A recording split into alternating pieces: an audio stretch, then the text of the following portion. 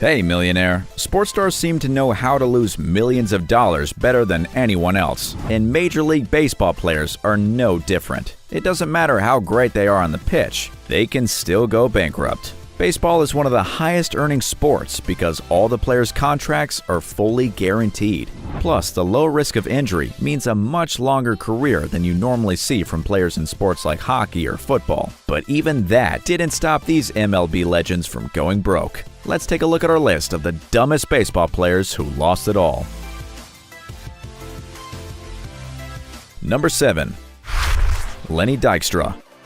Lenny Dykstra was hitting spectacular home runs for the New York Mets during their now legendary 1986 World Series. But these days, he's better known for how he blew it after retiring.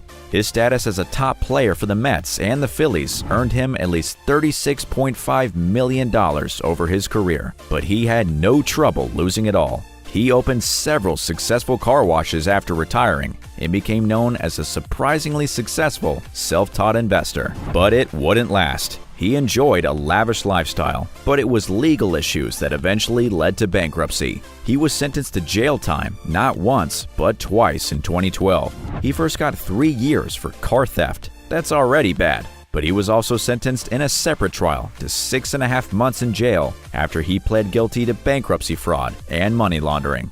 You'd think he'd learned his lesson after that, but he didn't. In 2018, an incident with an Uber driver got him into hot water again.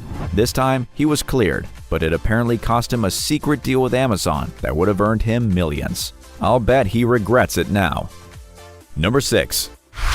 Denny McLain. Denny McLain was well on his way to becoming a Hall of Famer after his incredible run in the late 60s. But by 1970, his life was very different. He was actually suspended from the league for gambling activities. That was the beginning of the end for McLain.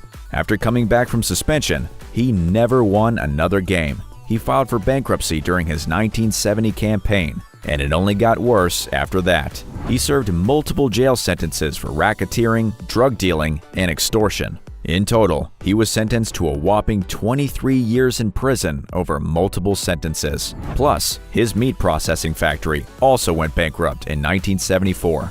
He was last arrested in 2011 for an unpaid debt, but the charges were dropped.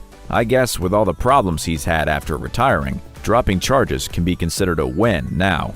You have 5 seconds to hit a home run by subscribing to our channel. 5, 4, 3, 2, 1. Now keep watching to find out which broke MLB player took our number 1 spot.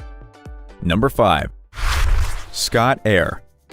It seems like you really have to be careful who you trust with your money. Scott Air wasn't the most successful baseball player of all time, but he made a good chunk of cash during his career. He probably could have retired happily with the money he made as a player if he hadn't trusted the wrong person. Months after celebrating the Phillies' World Series win in 2008, his money was gone. Sadly, he invested his fortune with Robert Allen Stanford, the creator of the Stanford Financial Group. You've probably heard that name before. That's because they executed one of the largest Ponzi schemes in history, adding up to a total of $8 billion in stolen investments. Air was caught in the middle of this giant fraud. All his money was now lost due to the fake investments he'd been sold. His accounts were all frozen, except for one with just $3,000 in it. That month, he was already talking about how he was down to his last $13. He was offered an advance on his 2009 salary to help him out, but that would have been his last year to earn money as a player before retiring.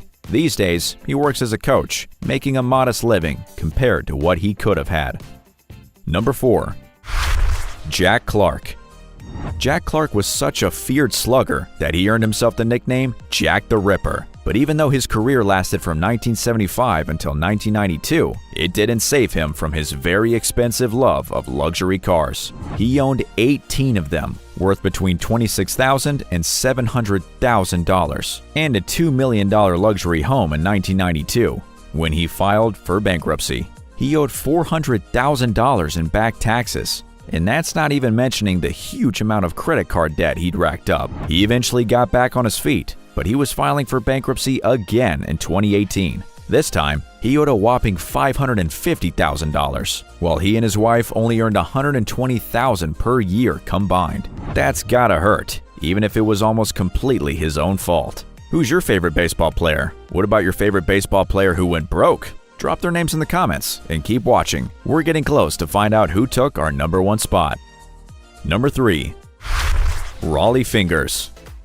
Hall of Famer Rollie Fingers and his mustache earned an impressive $5 million over his career. He retired in 1985, and just 4 years later, he was forced to file for bankruptcy. He had collected almost as much debt as his career earnings. He owed an unbelievable $4.5 million. But how can anyone reverse their fortunes at that speed? Mainly, it was just poor investments. He was spending a lot on buying, fixing, and then selling old houses, but he obviously wasn't selling them at a high enough price. Then there was the small matter of 6-figure sums spent on Arabian horses. I don't know about you, but I don't think any horse is worth that kind of cash. He also lost an incredible amount of cash on wind turbines, but your guess is as good as mine. In total, his wife estimates that he lost at least $4 million.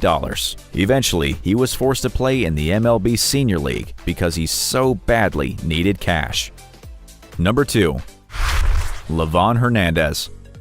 Livan Hernandez was a prolific player, appearing in 500 games across 17 years. Of course, that kind of hard work earns a lot of money, and it's estimated at $53 million from his contracts alone. To us, that sounds like way too much cash to lose. But Hernandez had no problem blowing it all. In 2017, just 5 years after retiring, he filed for bankruptcy. And it wasn't a small problem either. He owed over 50 people money at the time. That includes back taxes, more than one credit card company, and other companies, all adding up to over $1 million.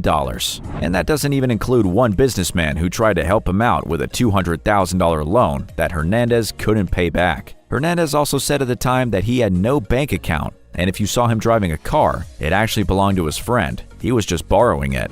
He also said he was only making money as a pitching tutor via his secret cash-only business. I don't know if the cash-only business was the cause, but his bankruptcy request was rejected by the judge after Hernandez failed to supply the right documents. I hope he's doing better now. And finally, the dumbest MLB player who went broke.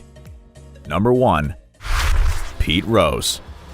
All baseball fans will tell you that Pete Rose has always been controversial, but even though he still holds the record for all-time hits at a staggering 4,256, he was still banned for life in 1989. And it all comes down to gambling. He was first accused of gambling on games while he was managing the Cincinnati Reds. That's what earned him the lifetime ban. He accepted the ban, but denied that he'd ever gambled on games. He was lying. It took over a decade before he finally spilled the beans in 2004. He really had been betting on his own team all along. But that wasn't the only trouble he'd got himself into.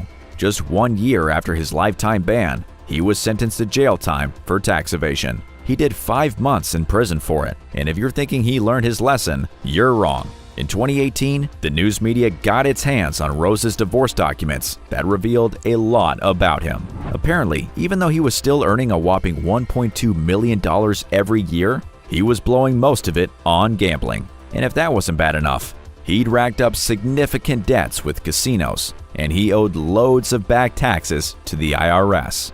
No wonder his wife wanted to get out. He's still banned from the Hall of Fame today, and his divorce added to his money problems, thanks to the fees he now owes to attorneys.